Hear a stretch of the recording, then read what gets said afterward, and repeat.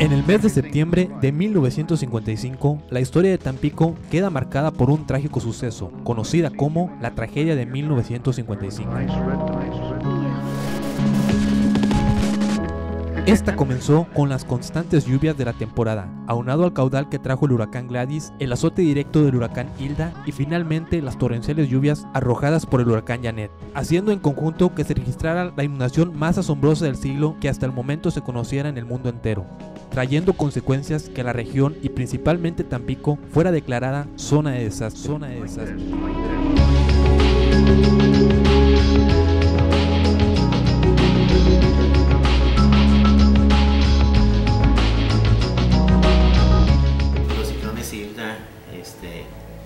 Y Gladys trajeron una gran cantidad de lluvia que, acumuladas a las que traía el río Pánuco, acumularon 80 millones de metros cúbicos en toda la región, provocando que en el mes de agosto, a principios, se desbordaran el río Pánuco y Tamesí, produciendo una de las inundaciones más fuertes. A esto podemos aclarar que en el tiro de la barra, esta se había cerrado porque había varios barcos que se habían hundido en esa sección e impedían la salida rápida del agua.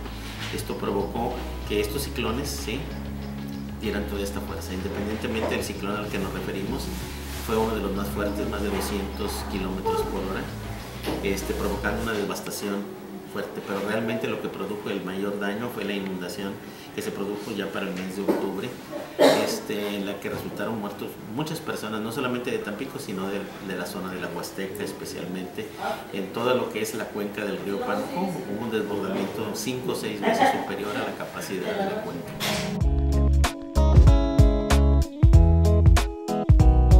No podemos saber exactamente el número de muertos porque desaparecieron, algunos estaban en ranchos. Se habla de 5.000, de 10.000 y varía. El número de damnificados fue muy alto porque toda la población de Tampico, para comenzar, fue damnificada. Estamos hablando de casi más de 100.000 personas que de alguna manera perdieron mucho de sus elementos. La mayoría fueron traídos por el ejército norteamericano, rescatados en unos helicópteros que estaban ahí en la zona de lo que es el Country Club. Y es ahí, a través de ese lugar, que se lograron rescatar todas las personas que se encontraban en el área. Toda la zona de Ligo, Pánuco también, toda esa sección quedó totalmente desaparecida las poblaciones. Bueno, entró directamente por Tampico, o sea, la devastación entró por Ciudad Madero, entró hacia la parte de Tampico, provocando obviamente las consecuencias de las áreas bajas. Al venirse un ciclón, hay una subida automática del agua, y ese fue el primer impacto que tuvo este meteorito. El gobierno mexicano no estaba preparado para ese concepto. De hecho, a partir de este desastre es que se empiezan a crear los planes como el DN3, que sirven para la protección civil de la ciudadanía. Pero en realidad fue el ejército norteamericano que, a través de unos portaaviones, y su flota, los helicópteros, lograron el rescate de la ciudadanía civil.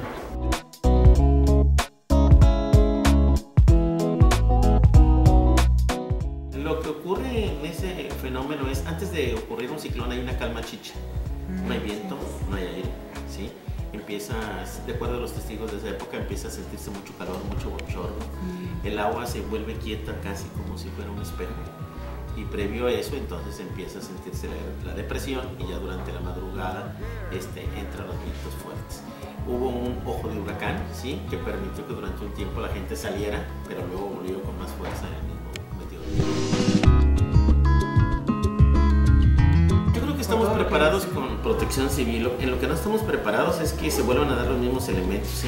Mira, tendría que concurrir 3 ciclones, tendría que concurrir altas lluvias, tendría que concurrir indudablemente otros fenómenos. Ahora ya hay presas que permiten hacerlo, pero una vez de que se vencieran todos los elementos, si volviéramos a tener en esa capacidad, estaríamos perdiendo el 20% de la población de manera inmediata, y hasta un 40 o 50 en cuanto a inundaciones. Para que te des una idea, el ciclón e inundación provocó que solamente quedara la parte que conoces como Altavista, una parte de Madero y 4 cuadras del centro de la ciudad. Todo lo demás está hundido en el agua.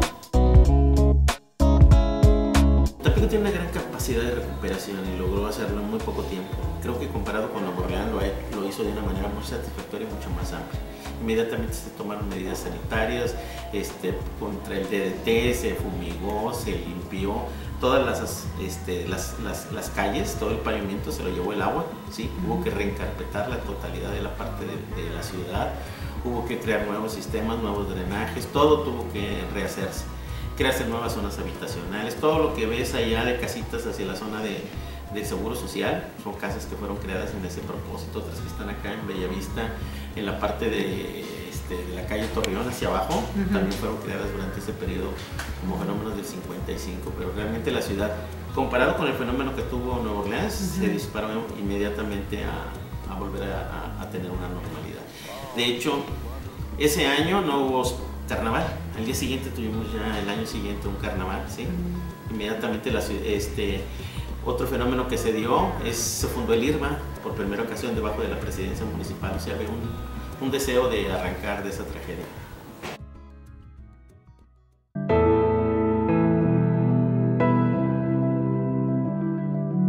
No obstante esta gran herencia energética que le ofreció la naturaleza a nuestro país, el territorio mexicano también enfrenta sistemáticos problemas cíclicos que derivan de los desastres naturales.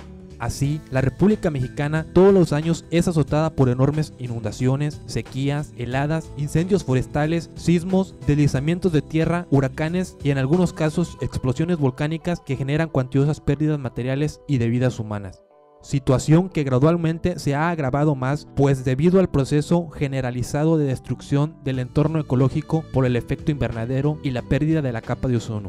Hoy ya no asistimos a la presencia de simples desastres, sino que hoy vivimos una nueva generación de problemas con la existencia de supercatástrofes naturales, como lo son las superinundaciones, los superincendios forestales, los superterremotos, las superheladas, las supersequías, los superhuracanes, etc., que afectan con la mayor fuerza a nuestra sociedad. Esto en palabras del doctor Javier Esteniu en su artículo Medios de comunicación colectivos y desastres naturales.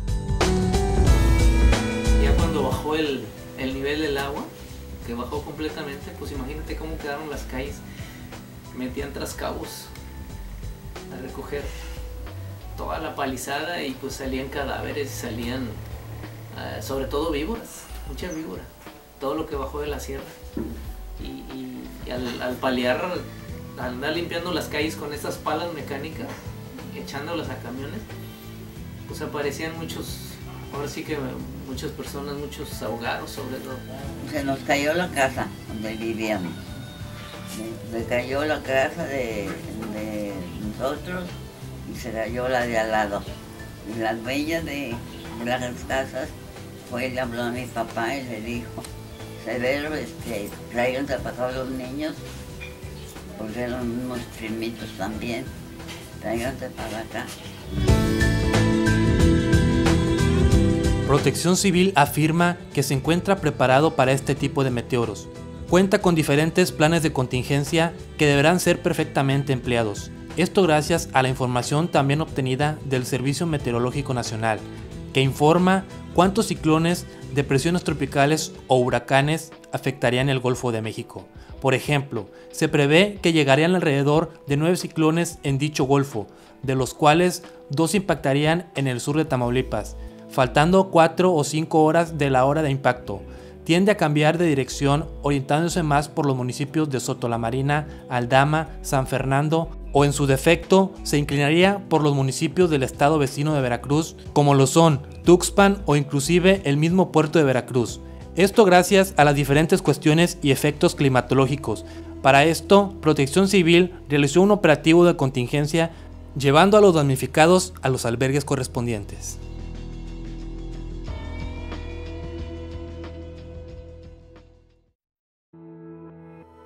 Es por ello que los exhortamos a tener la precaución adecuada en caso de una contingencia, seguir al pie de la letra las instrucciones de Protección Civil, estar informados de los boletines que emitan. Sin la información adecuada tenemos el riesgo de perder muchas vidas. Vivimos en un riesgo constante. Recuerden que la zona metropolitana no está exenta de los ciclones y huracanes.